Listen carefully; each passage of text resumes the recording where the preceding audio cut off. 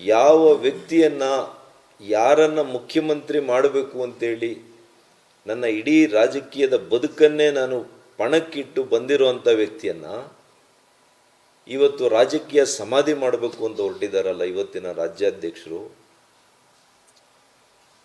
Mister BY ವಿಜಯೇಂದ್ರರವರು. ಇವರು ಧೋರಣೆ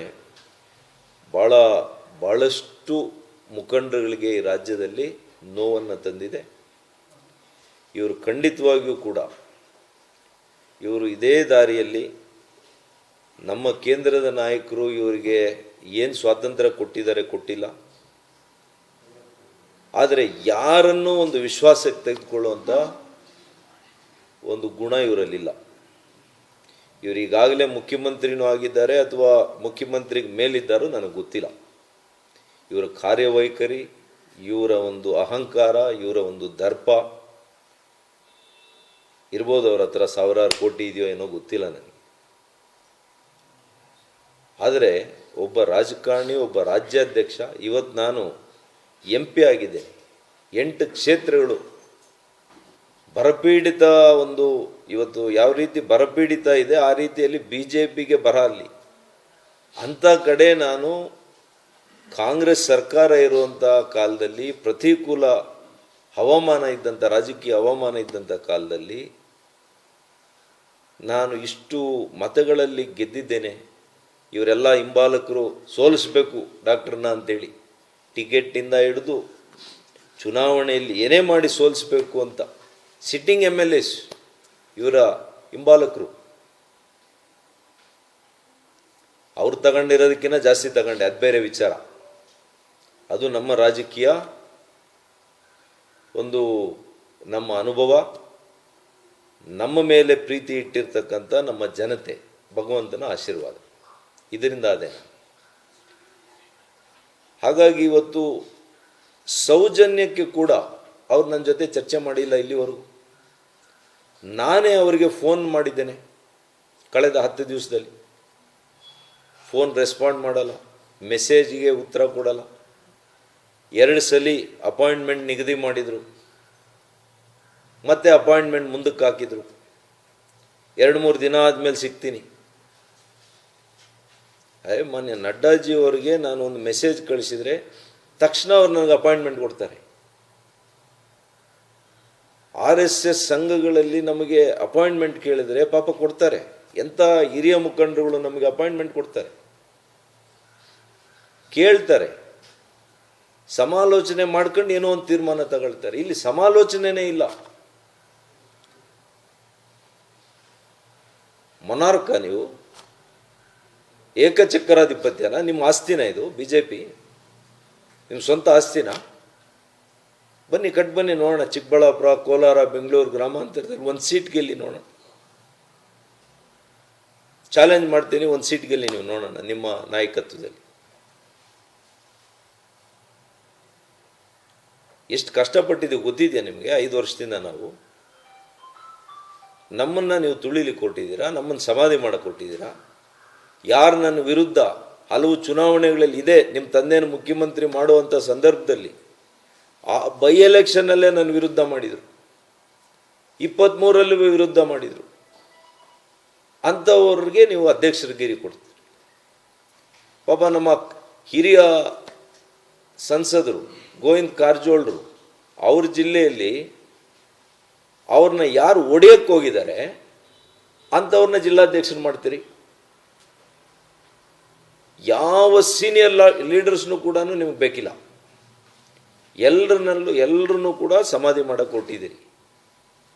ಯಾವ ಜಿಲ್ಲೆಯಲ್ಲಿ ಕೂಡ ಚಿಕ್ಕಮಗಳೂರು CT ರವಿ ಅವ್ರನ್ನ ತಗೊಳ್ಳಿ, ಮಾನ್ಯ ಬಸವರಾಜ ಬೊಮ್ಮಾಯಿರವ್ರನ್ನ ತಗೊಳ್ಳಿ,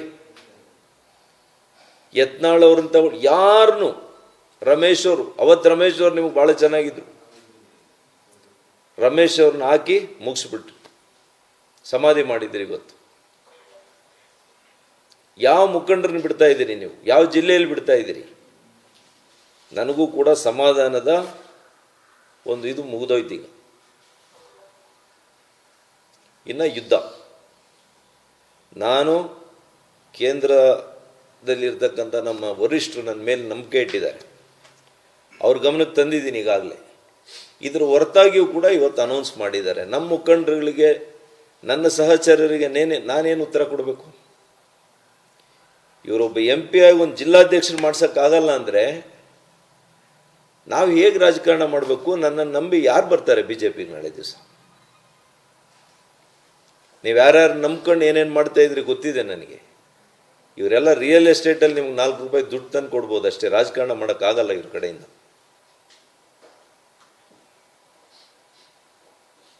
ಇವ್ರ ಕೈಯಿಂದ ಯಾವತ್ತೂ ಒಂದು MLA ಸೀಟ್ ಗೆಲ್ಲಕ್ಕಾಗಲ್ಲ. ತಮ್ಮದ ನಾಯಕತ್ವದಲ್ಲಿ MP ಎಲೆಕ್ಷನ್ ಏನಾಯಿತು ಉತ್ತರ ಕರ್ನಾಟಕ?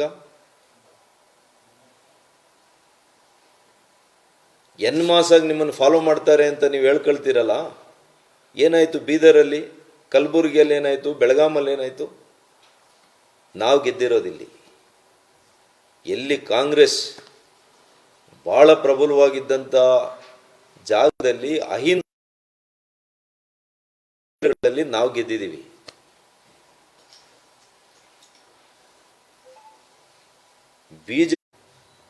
ಇನ್ನೂ ಅನೇಕ ವಿಷಯಗಳಿವೆ. ನಾನಂತೂ ನಮ್ಮ ಕೇಂದ್ರ ನಾಯಕರಿಗೆ ನಾನು ಮೂಲಕ ಹೇಳ್ತಾ ಇದ್ದೀನಿ, ಅಗರ್ವಾಲ್ ಅವ್ರಿಗೆ ಹೇಳಿದ್ದೇನೆ, ನಮ್ಮ ರಾಜ್ಯದ ಉಸ್ತುವಾರಿಗಳು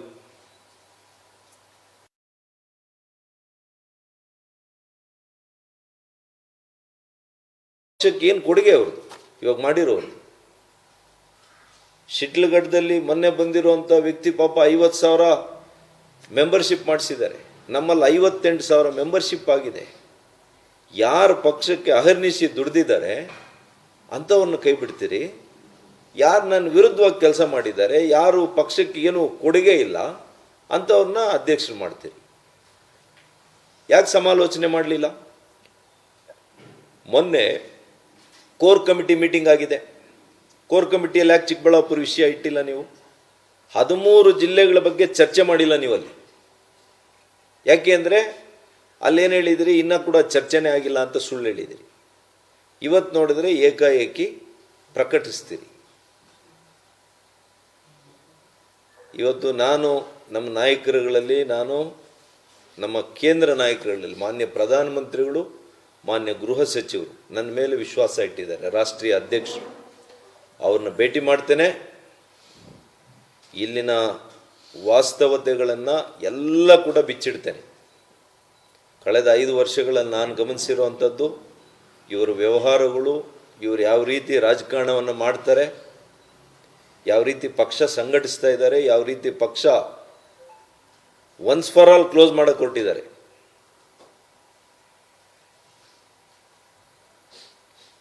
ಹಾಗಾಗಿ ಇದಕ್ಕೆ ಭವಿಷ್ಯ ಇಲ್ಲ. ಇನ್ನು ಇಂಥವರನ್ನು ನೀವು ಮತ್ತೆ ನೆಚ್ಕೊಂಡ್ರೆ, ಮಾನ್ಯ ಯಡಿಯೂರಪ್ಪನವರೇ ಬೇರೆ, ನಾನು ಅವ್ರ ಜೊತೆ ಕೆಲಸ ಮಾಡಿದ್ದೀನಿ, ಅವ್ರ ವ್ಯಕ್ತಿತ್ವನೇ ಬೇರೆ. ಇವ್ರಿಗೂ ಅವ್ರಿಗೆ ಹೋಲಿಕೆ ಮಾಡೋಕ್ಕೆ ಸಾಧ್ಯನೇ ಇಲ್ಲ. ಮಗ ಆಗಿರ್ಬೋದಷ್ಟೇ. ಅವರ ಒಂದು ಆದರ್ಶ ಬೇರೆ, ಅವರ ಒಂದು ವ್ಯಕ್ತಿತ್ವ ಬೇರೆ. ವಿರೋಧದಲ್ಲಿದ್ದರೂ ಅಂಥವ್ರನ್ನ ಮಾತಾಡಿ ಅವ್ರ ಜೊತೆಗೆ ಇಟ್ಕೊಳ್ತಾ ಇದ್ರು. ನಿಮಗೆ ಯಾವ ಒಂದು ಗುಣನೂ ಬರಲಿಲ್ಲ. ನಿಮ್ಮದು ಹಠ, ದ್ವೇಷದ ರಾಜಕಾರಣ. ನಿಮ್ಮ ತಂದೆಯವ್ರ ಜೊತೆಗೂ ನಾವು ಇದೇ ರೀತಿ ಕೆಲಸ ಮಾಡಿದ್ವಿ. ಕೇವಲ ನಾವು ಬಸವರಾಜ ಬೊಮ್ಮಾಯಿ ಅವ್ರ ಜೊತೆ ಚೆನ್ನಾಗಿ ಕೆಲಸ ಮಾಡಿದ್ದೀವಿ ಅನ್ನೋ ಒಂದೇ ಒಂದು ಕಾರಣಕ್ಕೆ ನಮ್ಮ ಮೇಲೆ ದ್ವೇಷ.